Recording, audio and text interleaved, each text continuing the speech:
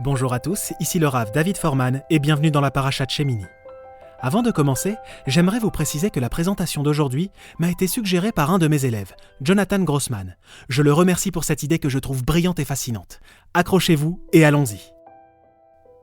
Dans la Parashat de cette semaine, il y a une histoire très curieuse, celle de la mort des deux fils d'Aaron, Nadav et Avihu, au moment même de l'inauguration du Mishkan, du tabernacle. Au milieu de la fête, ces deux enfants ont apporté une offrande d'encens devant Dieu au sein même du Mishkan.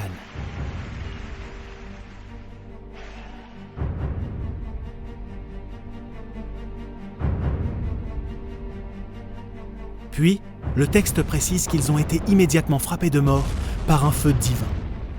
C'est une histoire mystérieuse et la Torah ne donne pas beaucoup d'explications. On sait seulement qu'ils ont apporté un feu sans avoir reçu l'ordre de le faire. Mais attendez, ce n'est pas tout.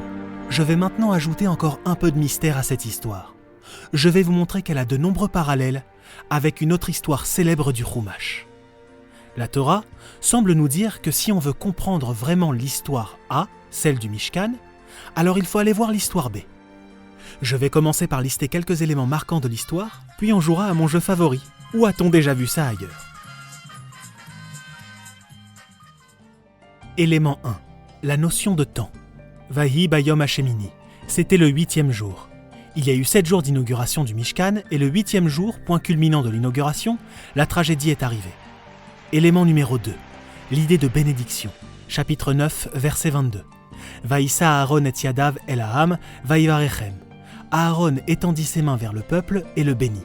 Puis, Vaïavo Moshe ve Aaron, Vaïvarechu et Ha'am. Moshe et Aaron ensemble bénirent le peuple.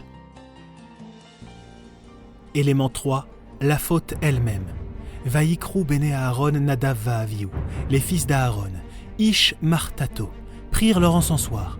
Vaïtenu ba'en esh, et y mirent le feu. Vayassimu alecha ketoret, ils y jetèrent de l'encens. Vayakrivu lifne Hashem esh zara, et ils apportèrent devant Dieu un feu étranger. Asher lotziva otam, sans qu'Hachem les demandait. Voici donc le 3e élément qui caractérise la faute de Nadav et Avihu. Connaissez-vous un autre péché dans la Torah qui soit caractérisé par ces deux verbes, vaïkrou et vaïtenu, prendre et donner?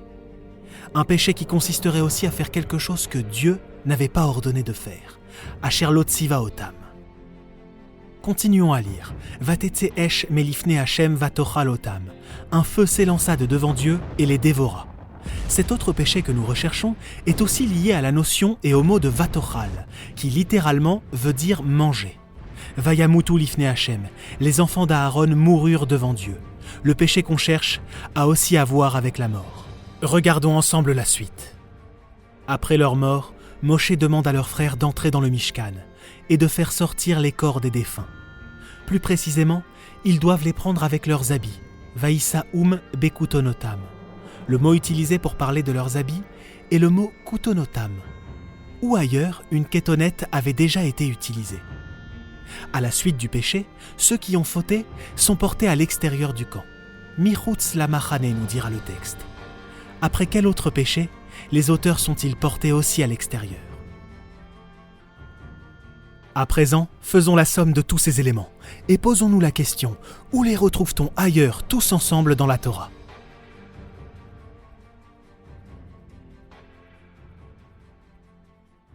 Il semble que ce soit au tout début de l'histoire de l'humanité.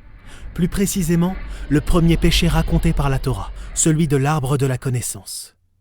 C'est d'ailleurs intéressant de noter que juste avant la Parashat Shemini, on nous parle aussi des 7 jours d'inauguration du tabernacle pendant lesquels Aaron, le prêtre, siégeait à la porte du Mishkan jour et nuit pendant 7 jours. Il ne devait rien faire d'autre que Ushmartem et Mishmeret, garder le Mishkan. Où ailleurs retrouve-t-on cette idée de 7 jours sans rien faire, juste pour surveiller, cette idée de Ushmartem? Cela fait penser au Shabbat, Ushmartem et à Shabbat, garder le Shabbat. Le Shabbat est aussi une chose pendant laquelle on est assis, on ne crée pas. Il y a eu une sorte de Shabbat ici dans Parashat Shemini, et après ce Shabbat, il y a eu un 8e jour. Alors souvenez-vous du premier Shabbat de l'histoire, le Shabbat de la création. Pendant 6 jours, Dieu a créé le monde. Le 6e jour, l'homme a été créé. À la fin du 6e jour, Dieu a béni l'homme. Puis, il y a eu le Shabbat. Et que s'est-il passé juste après le récit du Shabbat ? Eh bien, c'est l'histoire de l'arbre de la connaissance. Cette histoire du péché d'Adam et Ève. Nos sages disent qu'Adam et Ève ont en fait péché pendant le 6e jour. Pourtant, il faut noter que la Torah rapporte le péché après le Shabbat, un peu comme si le texte disait que la faute d'Adam et Ève avait eu lieu le jour d'après. Des gens ont mangé ce qu'on leur avait ordonné de ne pas manger. C'est bien les mots du verset. Amina etz asher tziviticha levilti achol mimenu achalta. Cet arbre dont je t'avais défendu de manger, tu en as donc mangé, dit Dieu. Et regardez les verbes qui décrivent le péché lui-même. Vatikar mi pirio vatochal, vatiten gam leisha, ima vayochal. Elle cueillit de son fruit et en mangea, puis en donna à son époux, et il mangea. Ces verbes nous disent quelque chose, n'est-ce pas ? Vatikar, prendre. Vatiten, donner. Vatochal, manger. Il y a une différence. Dans un cas, des hommes consomment un fruit. Dans l'autre cas, ce sont des hommes qui sont consommés. Il s'agit donc de la mort des enfants d'Aaron. Mais regardons bien, il y a aussi la mort annoncée pour des hommes dans l'histoire de l'arbre de la connaissance. Dieu a promis que le jour où tu en mangeras, tu mourras, dans le sens où tu deviendras mortel. En fait, la mort est présente à la suite de chacun des péchés. Et regardons, l'exil aussi est présent. Dans un cas, l'on parle de l'exil du Mishkan. Et dans l'autre cas, on parle de l'exil du jardin, du Gan Eden. Adam et Ève portent aussi des vêtements tout neufs, confectionnés par Dieu lui-même. Ces vêtements sont aussi appelés kotnot, comme les tuniques des fils d'Aaron. Les hommes sont priés de quitter le Gan Eden. C'est donc un aller sans retour. Bon, très bien, mais qu'est-ce qu'on fait de tout ça maintenant ?